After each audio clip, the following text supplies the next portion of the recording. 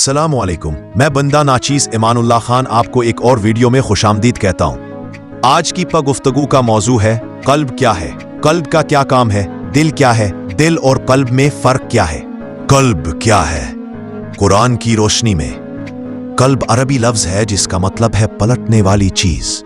اسلامی تعلیمات میں قلب انسان کی باطنی اور روحانی حقیقت ہے، جہاں ایمان یا کفر جگہ پاتا ہے، نیت بنتی ہے، ہدایت یا گمراہی پیدا ہوتی ہے، اللہ کی معرفت حاصل ہوتی ہے۔ قرآن مجید فرماتا ہے ان کے دل قلوب ہے مگر ان سے سمجھتے نہیں۔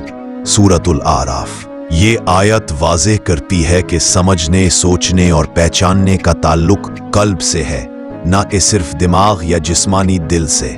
قلب انسانی ایک روحانی مرکز ہے جو انسان کی روحانی زندگی کو کنٹرول کرتا ہے۔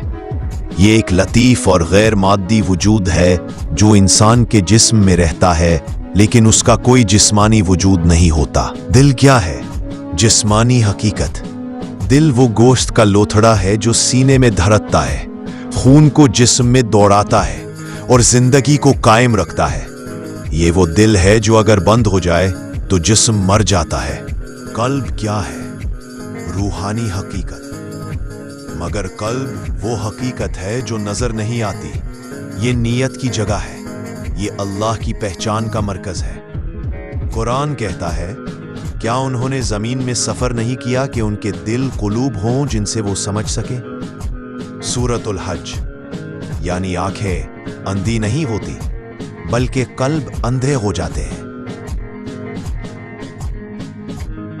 قلب و دل میں فرق۔ ایک معنی دل کا معنی جسم کا ایک عضو ہے جبکہ قلب کا معنی روحانی مرکز ہے۔ دو کام دل کا کام خون کو پمپ کرنا ہے جبکہ قلب کا کام روحانی افکار اور جذبات کو کنٹرول کرنا ہے۔ مکان دل جسم کے وسط میں واقع ہوتا ہے جبکہ قلب روحانی دنیا میں واقع ہوتا ہے۔ چار ذمہ داری۔ دل کا ذمہ داری جسم کے لیے خون کی رسانی ہے جبکہ قلب کی ذمہ داری روحانی زندگی کی رسانی ہے۔ پانچ حالت۔ دل کی حالت جسم کی حالت پر منحصر ہے جبکہ قلب کی حالت روحانی۔ امید کرتا ہوں آپ کو اس ویڈیو سے قلب کا پتہ چل گیا ہوگا، آپ کو دل اور قلب کا فرق بھی سمجھ آ گیا ہوگا۔